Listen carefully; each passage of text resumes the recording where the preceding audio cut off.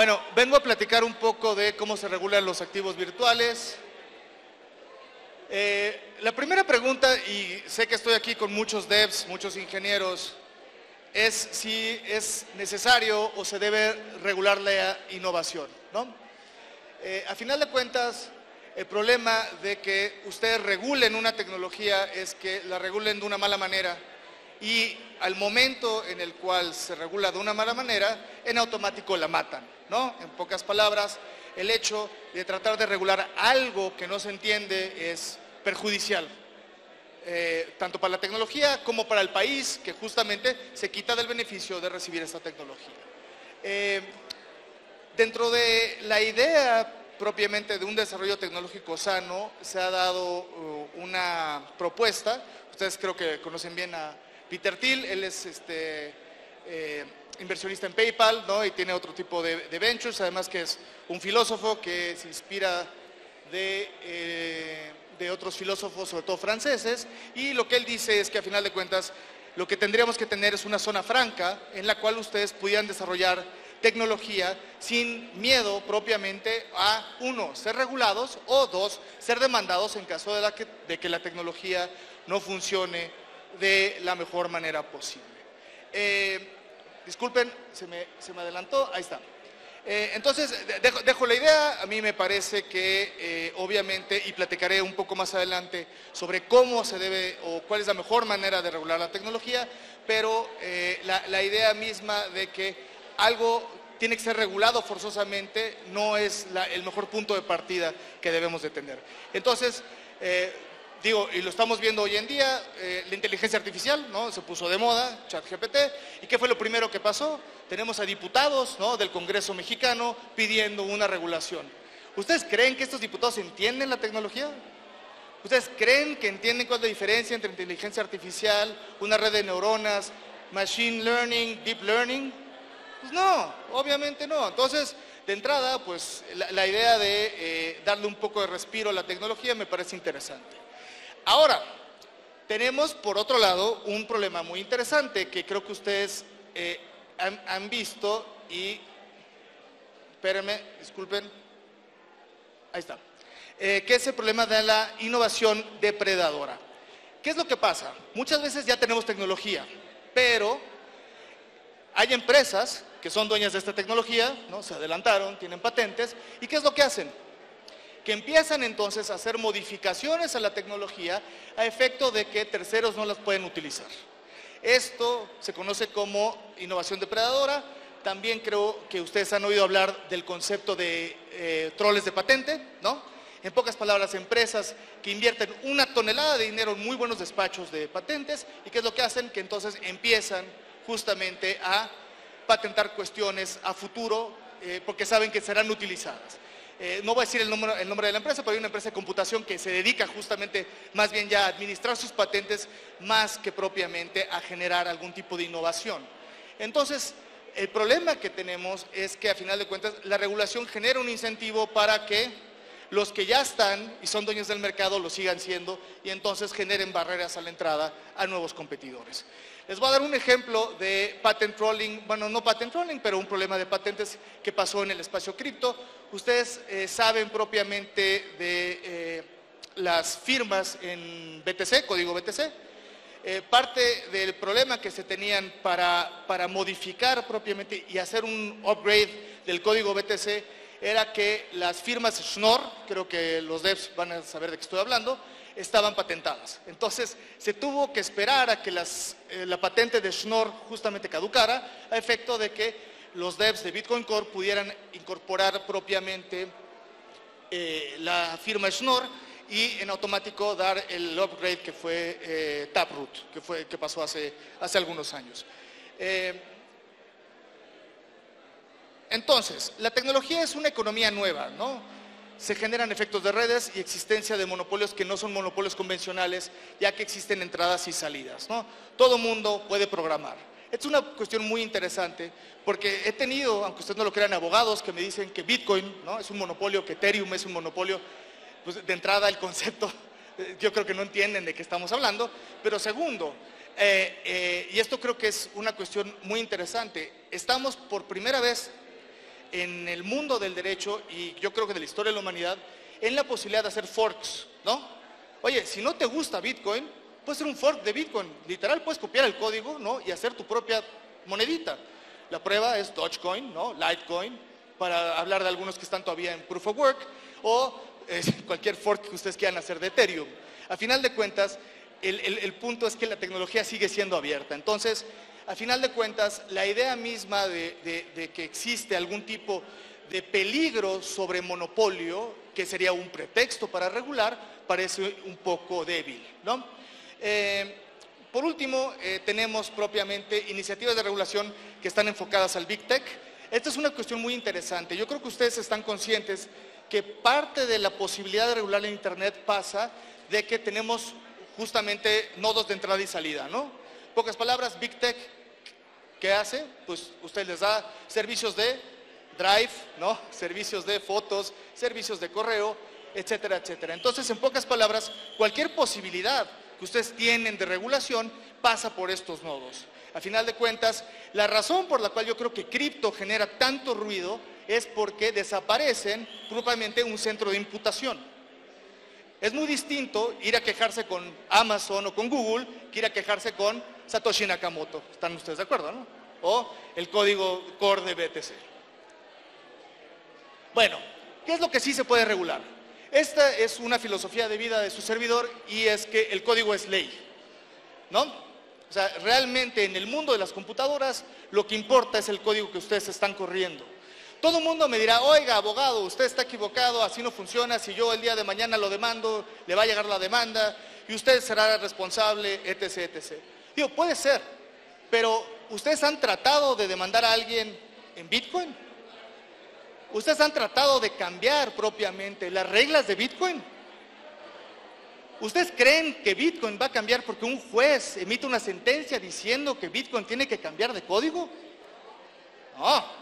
Entonces, ahí el punto, el código es ley dentro de la explicación justamente de que estamos hablando de código computacional. En el espacio cripto, la unidad de cuenta es BTC, la unidad de cuenta es Ether, no propiamente lo que se puede imponer desde fuera, ¿no?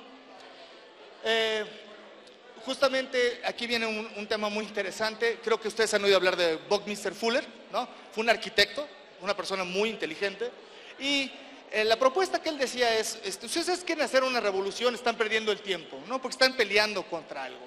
Si realmente quieren cambiar las cosas, no se peleen contra ellos, sino háganlas inútiles. En pocas palabras, ¿no te gusta la banca central? ¿Qué haces? Descentraliza el uso del dinero a través de un código que justamente te otorgue las garantías que en teoría te otorga la banca central.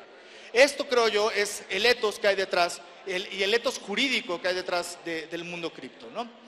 Entonces, digo, como complemento, tenemos que el código corre en paralelo o es modificable a voluntad, ¿no? En pocas palabras, ustedes tienen negocios sin domicilio y sin socios, ¿no? Creo que todos aquí saben que es una DAO, ¿no? O forman parte de una DAO, y a final de cuentas, este es un ejemplo claro de cómo estamos convirtiendo al mundo en código, ¿no? O el código se está comiendo al mundo propiamente. Esto además genera problemas regulatorios gravísimos, es decir, no es lo mismo que yo te diga, yo sé dónde estás y te voy a ir por ti, pues tengo una dirección, ¿no? De un token que está en una wallet que es descentralizada, que está en un layer, dentro de un layer, dentro de una DAO. Imagínense ustedes nada más lo que se necesitaría en términos de sapiencia, ¿no? De ingeniería y código computacional para ir a determinar la identidad de esta persona, ¿no? Ahora, no estamos en el mejor de los mundos. Es cierto que existen cuellos de botella en los cuales el mundo cripto está atado y seguirá atado, ¿no? En pocas palabras, son las famosas rampas de entrada y salida, ¿no? Entonces, todo lo que acabo de decir tiene mucho sentido dentro del mundo cripto, ¿no? El código Bitcoin es código Bitcoin y es incorruptible dentro de este mundo. Cuando yo quiero convertir mi BTC o mi Ether a pesos, ¿qué pasa? Que estoy atado propiamente por lo que me dice la regulación y en pocas palabras es donde yo tengo un cuello de botella. Entonces, en pocas palabras, aquí es donde está el tema realmente sobre cómo y cuándo se debe regular.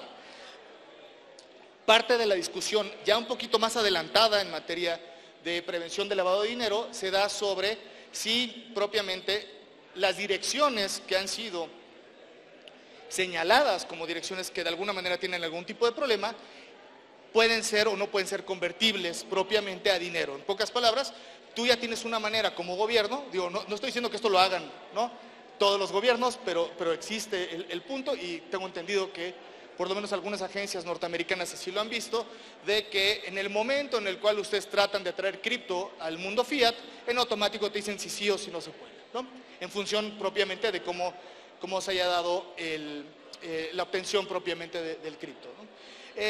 Por otra parte, tenemos que una de las maneras más comunes de tratar de regular a las nuevas tecnologías es a través del derecho penal, ¿no? Y aquí me iría un poco a los problemas que tenemos para regular cuestiones como la ciberseguridad. En específico, de entrada, ustedes lo saben, el derecho penal exige mucha, una minucia en la definición propiamente de las conductas que son perseguidas y propiamente, ¿qué es lo que pasa? Pues que ustedes tienen a tecnología que está desarrollando y si yo saco y digo, oye, este es el tipo penal, ¿no?, para, por ejemplo, un delito de ciberseguridad, pues lo más probable es que el hacker, ¿no?, o el dev o el ingeniero diga, pues perfecto, no lo hago así, lo hago de otra manera y en automático me salí de la problemática. Entonces, ¿cómo decirlo? Las formas tradicionales de regulación no son realmente las mejores o realmente no son funcionales, ¿no? Hay varios abogados que me han dicho, oiga, es que usted es muy tecnólogo y entonces usted como bitcoiner ve las cosas de forma distinta, esto se soluciona con un tratado internacional. Pues, no creo. Es exactamente lo mismo, porque a final de cuentas tendrías que primero pasar el tratado y después ver cómo le haces para aplicar el tratado dentro de cada uno de los 150 y cacho de países que en teoría tendrían que firmar el tratado, suponiendo que lo firmen, ¿no? Pero bueno, ahora, ¿qué pasa? Lo que sigue, creo yo, entonces es investigar nuevos modelos regulatorios. Por ejemplo, las 13 leyes de Wyoming. Wyoming es un estado en Estados Unidos que lo único que tiene son búfalos y decidió volverse en un estado muy techy, ¿no?, y traer inversión, sobre todo en materia de tecnología blockchain, cripto, y pasaron 13 leyes, las cuales son muy interesantes. Tienen leyes sobre cómo se va a hacer el sistema bancario, sistemas de pago, y sobre todo lo más interesante, y aquí es donde empieza a cambiar un poco la percepción, es que son legisladores que fueron a preguntarle a ingenieros cómo tendrían que regular. En pocas palabras, es la primera vez que empezamos a ver entonces una regulación que entiende la tecnología y que pretende regular a la tecnología de la mejor manera posible. Existe otro modelo que creo que todo el mundo lo conoce, es el clásico, es el modelo ex ante, como es la ley FinTech de México, donde pues todos nos ponemos de acuerdo, decimos que es una cosa, ¿no?, la regulamos y vemos cómo funciona y pues obviamente, ¿qué es lo que pasa? Y esto es una cuestión que yo creo que varios de los ingenieros que están aquí y también los abogados han visto, es que las definiciones que existen al día de hoy en esta ley, por ejemplo, la ley FinTech de nuestro país, pues realmente se encuentran rebasadas por cierto tipo de desarrollos tecnológicos que se han dado en el Inter. Entonces, realmente este modelo de regulación pareciera que deja mucho que desear. Hay otra que me parece interesante, que es, en vez de hacer leyes que te digan qué hacer o qué no hacer, que sea una regulación que te diga cómo tiene que ser la arquitectura de tu programa. Eso me parece más interesante, porque a final de cuentas, ahí lo que tú le estás diciendo es una instrucción al ingeniero sobre cómo debe de construir su código y qué puede hacer y no puede hacer su código. Claro, esto tiene tintes un poquito restrictivos, ¿no? Y de nueva cuenta, regreso a lo mismo. Si yo tengo código y lo echo a correr, pues a final de cuentas puede llegar alguien más y modificarlo, sobre todo si es código abierto, y entonces pareciera que no es la mejor opción. Tenemos, por otro lado, el modelo ex post, que son decisiones judiciales, es decir, dejemos que la tecnología corra, ¿no?, que funcione, y en caso de que exista algún problema, vamos ante un juez y el juez nos dará propiamente la solución de cómo debemos de abordar el tema.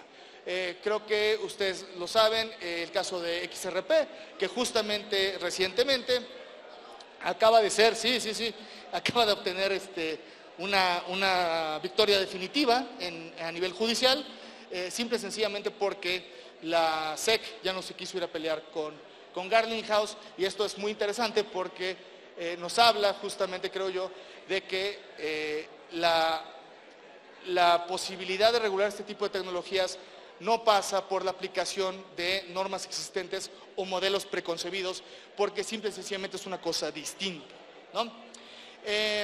Tenemos también la posibilidad de hacer regulación por principios. El ejemplo más claro es el de Gibraltar, y también hay otras jurisdicciones donde lo que se pide es justamente que la tecnología que desarrolles no vaya en contra de ciertos principios, como podría ser, por ejemplo, inclusión financiera, facilitar lavado de dinero, tener separación propiamente entre cuentas de activos y otra serie de principios que justamente lo que permiten es que cada uno de los regulados decida propiamente cómo aplica y aterriza estos principios. Esto además es mucho más barato por razones obvias, ¿no? Y por último tenemos el modelo Sandbox. No sé si ustedes han oído hablar de él, de hecho está previsto en la Ley FinTech de México, y en este modelo ustedes lo que pueden hacer es simple y sencillamente proponer una tecnología, la autoridad la revisa, la tecnología vive durante cierto tiempo y después de este tiempo la autoridad les dice, sí, sí funciona, adelante, o no, no funciona, no me gustó, va para atrás. Sinceramente, hasta la fecha no es funcional, simplemente por los tiempos que son necesarios, y además, y yo lo entiendo, que existe un incentivo de la autoridad a decir, no tuve tiempo suficiente de ver cómo funcionaba, yo no sé si estoy aprobando algo que puede ser nocivo para el público, y por lo tanto prefiero decir que no. Bueno, seguimos. Entonces, vamos a pensar en regulación out of the box.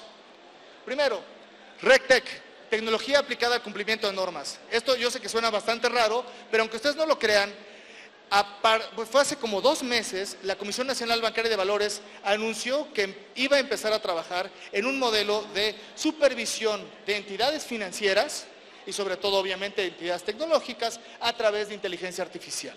En pocas palabras, la posibilidad de que sean softwares, los estén checando, que otros softwares cumplan propiamente con lo que disponen las normas jurídicas. Por otra parte, es una cuestión también interesante, que sería la aprobación de leyes en código, ¿no? Imagínense ustedes que lo que tienen es una ley y en vez de estar escrita en español o en inglés, está escrita en C++, está escrita en Java, está escrita en Solidity, está escrita en Rust, lo que ustedes me digan. Me parece que esta es una cuestión interesante y de hecho ya existe un precedente en el Congreso de Finlandia, creo, en el cual se presentó una ley y justamente esto, si se dan cuenta además, es una cosa muy simpática para combatir la corrupción, ¿no? Al final de cuentas, estás entregando un código y ese código corre como tal, no hay manera de que, pues, fíjese que se perdió el código, no me gustó cómo funcionó, es interesante, ¿no? En el caso de la inteligencia artificial se ha hablado propiamente de cuestiones que tienen que ver con ética. La inteligencia artificial no la puedes regular con normas, la tienes que regular con ética, porque al final de cuentas va a tomar decisiones similares a las que toma un ser humano. Entonces, en este momento, lo que tú tienes que tener son parámetros para saber dónde se para y dónde sigue. Existe otra propuesta, que es la de granjas de algoritmos, que esa me parece interesante porque, pues, al final de cuentas, lo que dejas es, tienes una especie como de, pues, digamos, una nave industrial, ¿no? En la cual estás corriendo algoritmos que te están proponiendo y en función de los resultados que se den, tú decides si apruebas o no apruebas. En pocas palabras, si hay algoritmos que dan resultados que van o que son contrarios a cuestiones morales o legales, en automático no encuentran algún tipo de aprobación. Y por último, que esta me encanta, y de hecho creo que hubo un panelista que habló de esto el día de hoy, es tecnología que regula otras tecnologías, ¿no? En pocas palabras, la manera para abordar esto es una manera que sale y escapa propiamente a la cabeza de un abogado. Lo que estamos son ingenieros con abogados pensando de qué manera vamos a regular una tecnología. Y aquí, por ejemplo, me parece que tenemos una cuestión muy interesante cuando hablamos de cómo regulamos la inteligencia artificial, ¿no? La inteligencia artificial es una tecnología que centraliza por definición. ¿Están de acuerdo? Blockchain es una tecnología que descentraliza por definición. ¿Creen ustedes entonces que alguien podría pensar en un modelo de regulación que sea propiamente un sistema blockchain, ¿no? Montado en Ethereum, en BTC, en lo que ustedes me digan, justamente para regular una condición centralizada? Yo creo que sí, ¿no? Software regulando a software. Bueno, rápido. Regulación cripto en México. Tenemos la circular 419 de Banco de México. Esta circular es una cuestión muy interesante porque a final de cuentas lo que hace es seccionar al mundo cripto del mundo financiero. En pocas palabras, y ya voy un poco tarde, entonces voy a apurarme. No, pues es que ya me echaron ojos.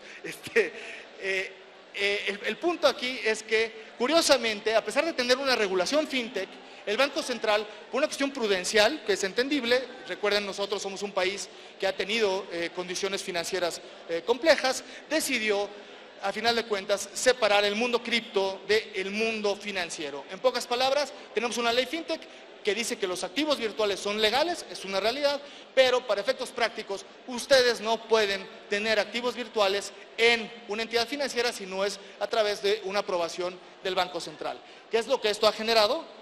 Una separación entre entidades financieras que no entran al mundo cripto, literal, no ha habido nadie que lo quiera hacer, y propiamente empresas cripto que pueden operar libremente en el país con la única condición de que cumplan con regulación de prevención del lavado de dinero y Know Your Customer. Digamos, hasta cierto punto pareciera que México es un paraíso, ¿no? Para empresas cripto, diría yo. Y sí, pues sí, la verdad sí. Al final de cuentas, esto es derivado de la regulación del Banco Central. Entonces, ¿qué pasa? Pues tenemos nuevos negocios no regulados, ¿no? Puede tener bóvedas, multisig, ustedes creo que están familiarizados con ello, banca Bitcoin, exposición indirecta, ¿no? a falsos ETFs, servicios de pago, vía Lightning, Network, DAOs, wallets no custodiales, etc., etc., etc. ¿no?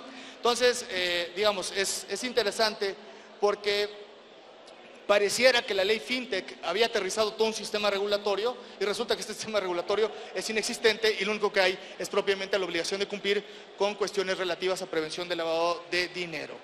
Por último, existen pocas definiciones en materia de impuestos. Ustedes pueden checar propiamente lo que dice la norma de inteligencia financiera 22 y la opinión de la Prodecon en el sentido de que los activos virtuales tienen que ser tratados como acciones. Obviamente hay varias interpretaciones sobre cómo podrían tratarse, porque al final de cuentas pagas más o menos impuesto, o sea, dentro de este universo que ellos mismos dicen, pero a final de cuentas pareciera que hay un consenso en el sentido de que los activos virtuales deben de pagar impuestos.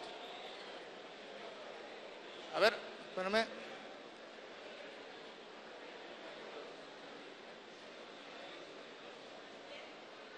Bueno, rápido, para que vean cómo operan propiamente los negocios en México.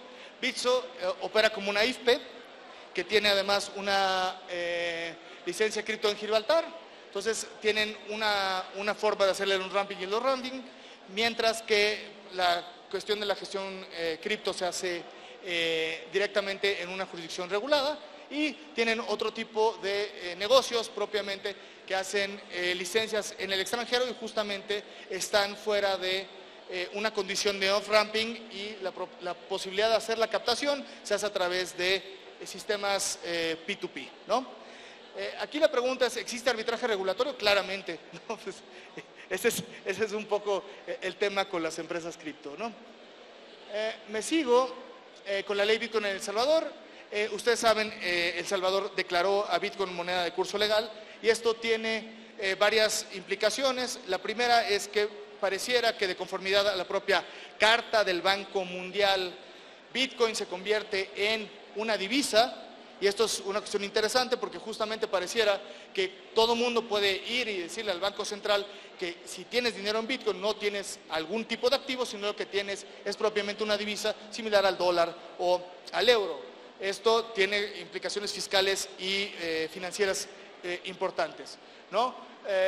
Esto a final de cuentas genera una necesidad de due diligence para tesorerías, saber propiamente cuál es la gobernanza de Bitcoin y por último, un problema que ha salido recientemente es cuál es la definición de lo que se entiende por Bitcoin. Ustedes saben que Bitcoin ha tenido muchos forks, ¿no? Pues ¿qué pasa si la definición que se da en la ley no es la definición de lo que conocemos como BTC, sino lo que conocemos como Bitcoin Cash o como BSB? Digamos, ahí hay cuestiones importantes a tomar en consideración.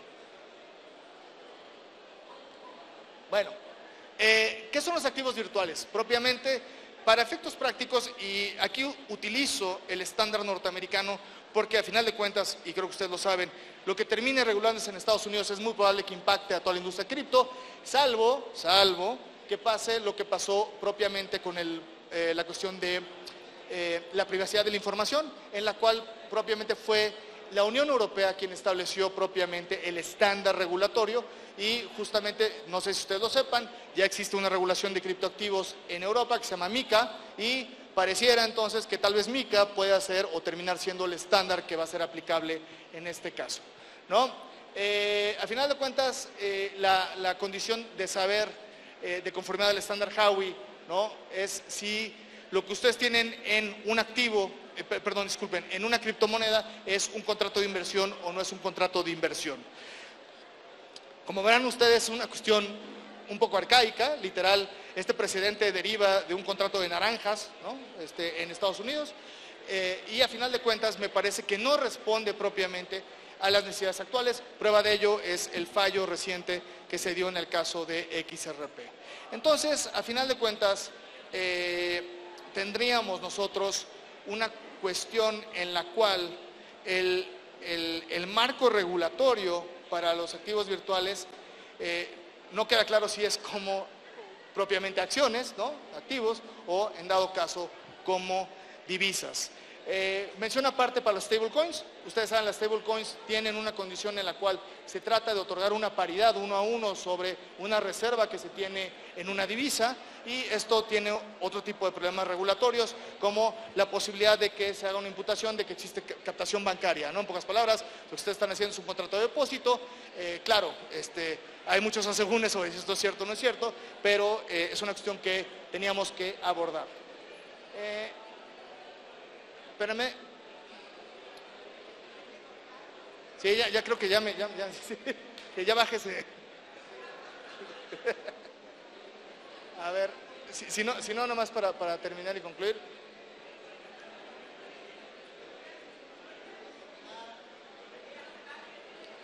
¿Ok? ¿Ya? Ok. Bueno, una disculpa porque creo que fui un poquito extenso en la presentación. La idea, a final de cuentas, es decirles que existe regulación, ¿no? Hay que ver qué tan buena es esta regulación y, a final de cuentas, hay aspectos positivos y negativos sobre la misma. Y muchas gracias por su atención. Que tengan una excelente noche.